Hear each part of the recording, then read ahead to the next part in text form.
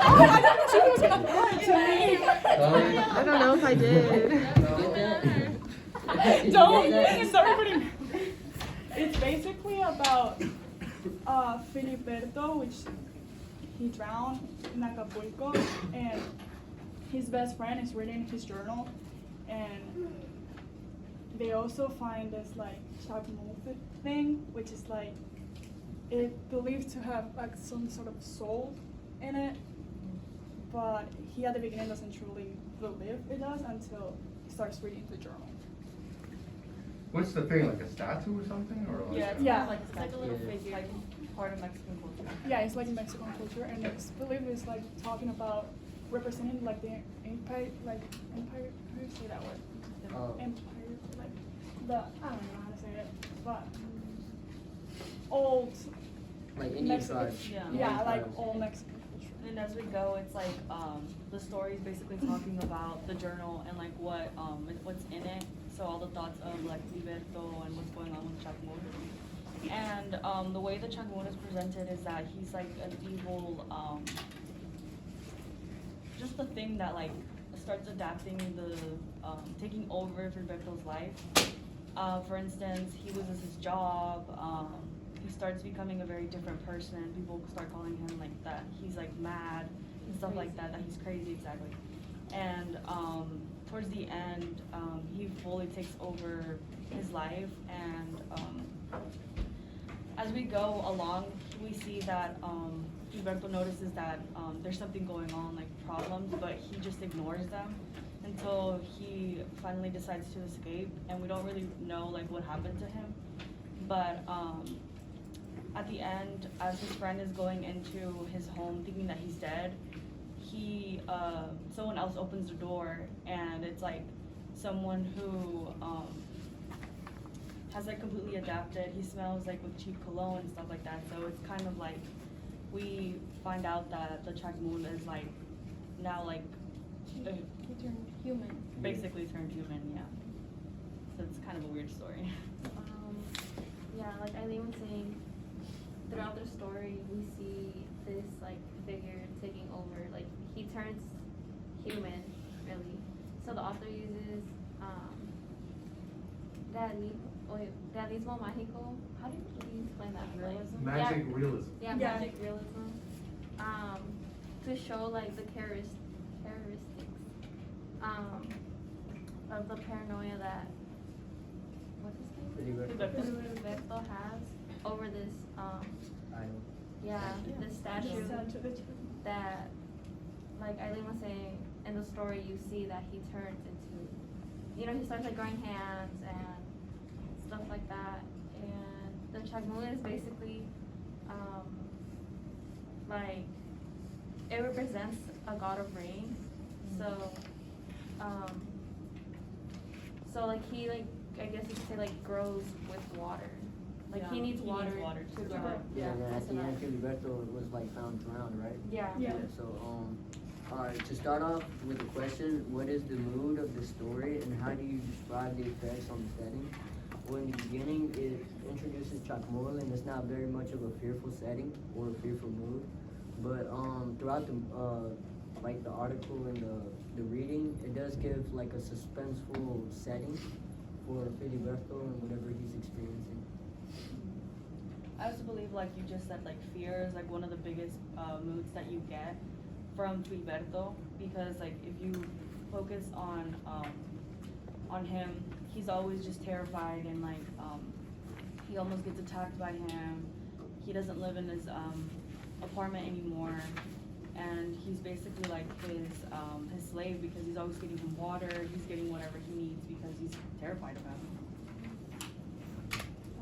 Okay, so throughout like the story, Filiberto's friend is basically reading his notebook and like to figure out what happened or how he ended up being drowned in Acapulco.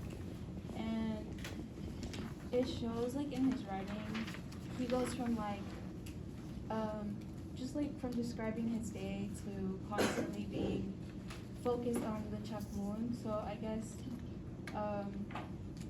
like they both said, it's something that has like a fearful kind of mood.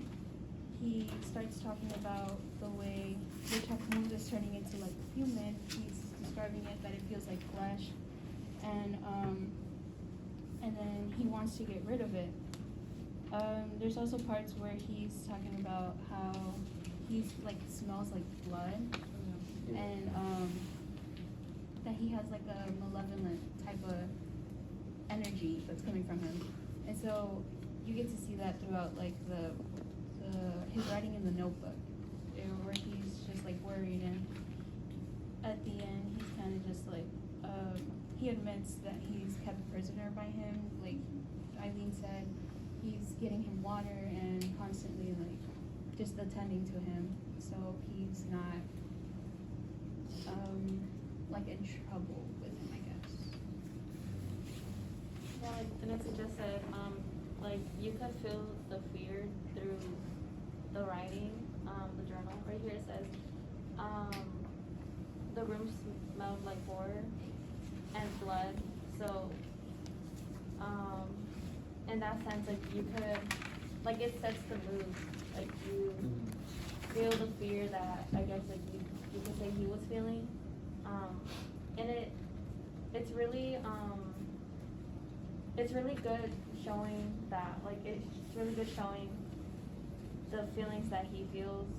You can sense it through the writing.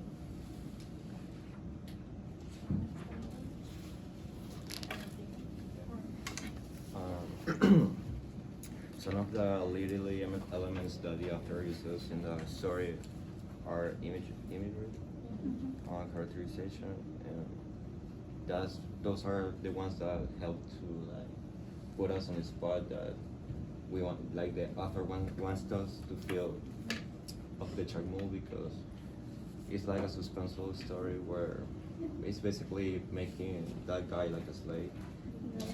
And thank you to those elements, we can feel like the mood of the situation. So, yeah. So we go to the third person. Yeah. And one more thing, just to add on that question. It says like to describe the effects on the setting. Although like all the story basically takes place just in the apartment, obviously because it's like his journal, like it goes back into like how he first describes what he's doing, his daily life, until like it's taken over by the Chac Mool, like Danny said. But there's like one part where it says like the odor of blood permits throughout the whole entire house. So like there's some parts where you start to realize that the Chac Mool is like becoming more of like a human, because he goes and discovers bones behind the door that he sees that like are dogs, rats, and cats. Yeah. So definitely, just because it like takes place in one setting, like it definitely gives the mood of like just fear itself. I think the author uses like characterization as a like literary element, because he's describing like the characteristics that Chac Mool is gaining and stuff like that, which sets like a tone and like, you know, a suspenseful setting. And then you know, he uses like characterization to like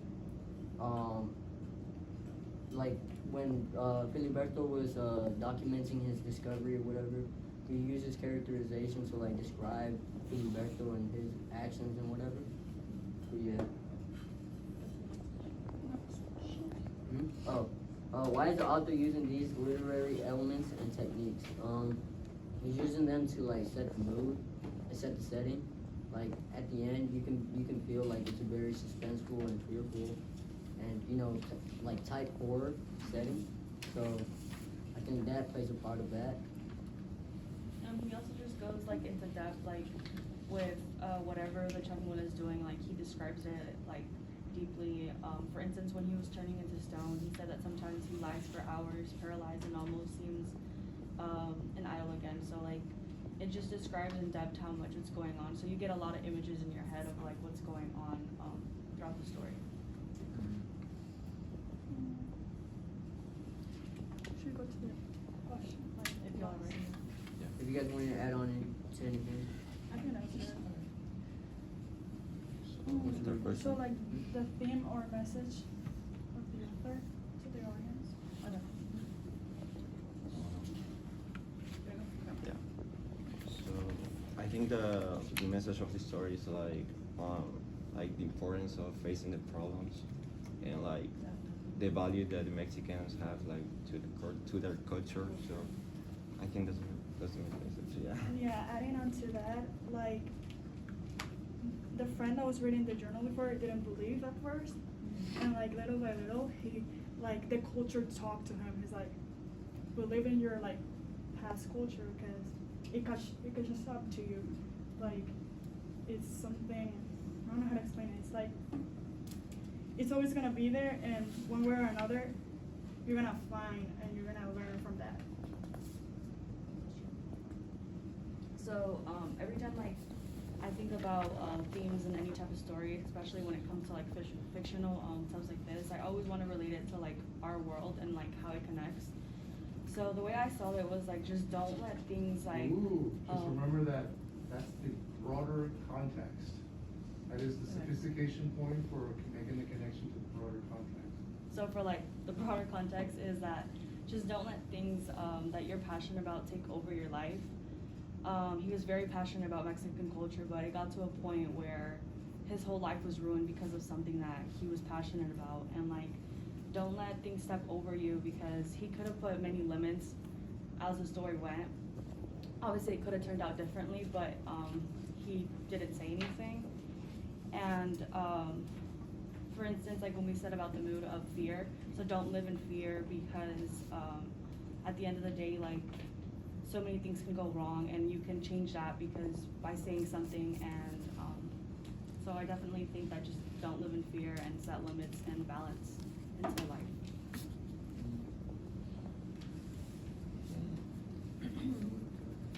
Anything else? I think anybody else wants to say something? So the second part of the question says, or the second question I read, does the mood, setting, and other literary techniques support the overall theme or message? I think it does, because like Eileen was saying, you know, the fear, you can sense that through all, or at least the second part of the story, since it's going more in detail of like what's happening and you know the fear that he's gaining by this Chac Mool taking over his life, basically. So everything just like ties in, the mood, the setting, and the techniques.